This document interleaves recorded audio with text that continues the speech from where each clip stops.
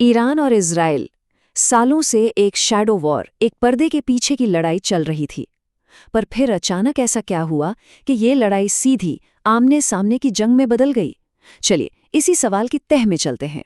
Mossad के एक x officer का ये बयान सोचिए, 60 सेकंड, बस इतना ही लगा। ये लाइन ही अपने आप में इस टकराव की, उसकी तेजी और सटीकता को बयां कर देती है। एक ऐसा ऑपरेशन जिसने पूरे मिडिल ईस्ट में, आप कह सकते हैं, भूचाल ला दिया। तो कहानी की शुरुआत होती है एक बहुत ही बड़ी घटना से, जिसने सालों की इस छिपी हुई दुश्मनी को एक खुली जंग में बदल दिया।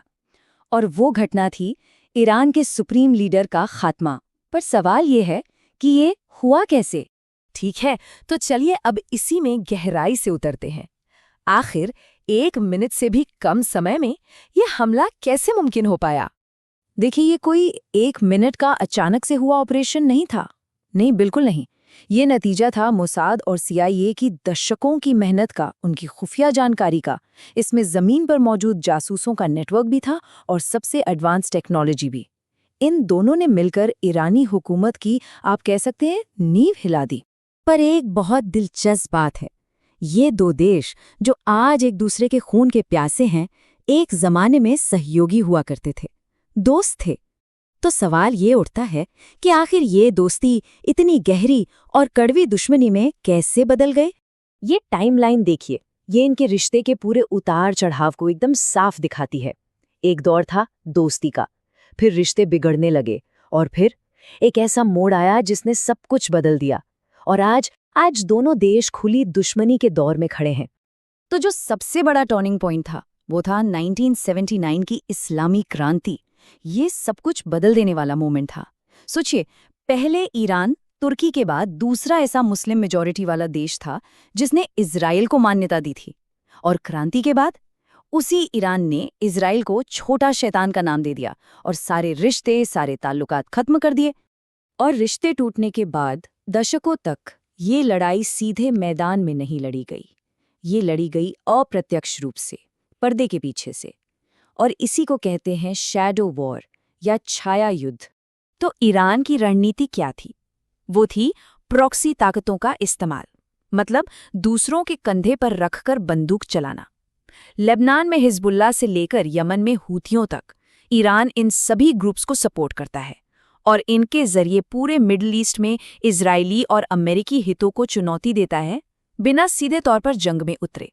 इस पूरे शैडो वॉर में सबसे खतरनाक मोड़ तब आया जब इस खेल में एक नई और बेहद खतरनाक चीज शामिल हुई, और वो था ईरान का न्यूक्लियर प्रोग्राम। इसने पूरे समीकरण को बदल दिया। अब ये सिर्फ प्रॉक्सी का खेल नहीं रहा था। ये ग्राफ देखिए, ये किसी टिक टिक करते टाइम बॉम्ब जैसा है। इसे कहते हैं ब्रेकआउट टाइम। मतलब ईरान को एक परमाणु बम बनाने के लिए जरूरी फ्यूल बनाने में कितना वक्त लगेगा। और जैसा कि हम साफ साफ देख सकते हैं, ये टाइम 1 साल से भी ज्यादा से घटकर अब लगभग 0 पर आ गया है। और ये चार्ट बताता है कि ऐसा क्यों है। ये जो सीधी ऊपर जाती हुई लाइन है, ये ईरान के 60% इनरिच्ड यूरेनियम का स्टॉक दिखाती है। अब समझने वाली बात यह है कि 60% की शुद्धता बम के लिए जो 90% की शुद्धता चाहिए होती है, उससे बस एक छोटा सा टेक्निकल स्टेप दूर है। इसी वजह से जब ये स्टॉक इतनी तेजी से बढ़ा तो दुनिया भर में खतरे की घंटियां बजने लगीं। तो इन सब मुश्किल आंकड़ों का निचोड़ क्या है? निचोड़ एक बहुत ही डरावने सच में सामने आता है। ईरान को अपने मौजूदा 60% यूरेनियम को हथियार ग्रेड मटेरियल में बदलने के लिए सिर्फ 1 हफ्ता चाहिए। मतलब वो परमाणु हथियार बनाने की दहलीज पर खड़ा है। तो चलिए अब देखते हैं कि कैसे ये ऐतिहासिक दुश्मनी, ये प्रॉक्सी वॉर और ये परमाणु खतरा, ये सब मिलकर एक सीधे सीधे सैन्य टकराव की शक्ल ले लेते हैं। अगर हम सिर्फ नंबर्स पर नजर डालें तो ईरान के पास सैनिकों की एक बहुत बड़ी फौज है, इजराइल से कहीं ज्यादा। लेकिन जब बात आती है डिफेंस बजट की, पैसों की, तो यहाँ इजराइल बहुत आगे है। उसका बजट ईरान से लगभग 4 गुना ज्यादा है। और ये फर्क उनके जंग लड़ने के तरीके में भी साफ झलकता है। ईरान की स्ट्रैटेजी है अपनी विशाल संख्या, अपने प्रॉक्सी नेटवर्क और मिसाइलों के जखीरे पर भरोसा करना। उनका लक्ष्य है दुश्मन पर हर तरफ से एक साथ हमला करना।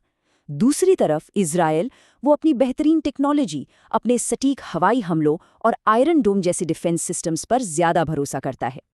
और ये सब हमें वापस उसी घटना पर ले आता है जहां से हमने ये पूरी कहानी शुरू की थी, खामेनेई की हत्या।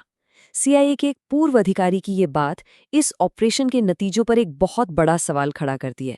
तो आखिर में सवाल यही बचता है, क्या ये एक रणनीतिक जीत थी जिसने एक बहुत बड़े खतरे को टाल दिया, या फिर ये एक ऐसी विनाशकारी भूल थी जिसने एक ऐसे बवंडर को जन्म दे दिया है जिसे काबू करना शायद पहले से भी ज्यादा मुश्किल हो? इसका जवाब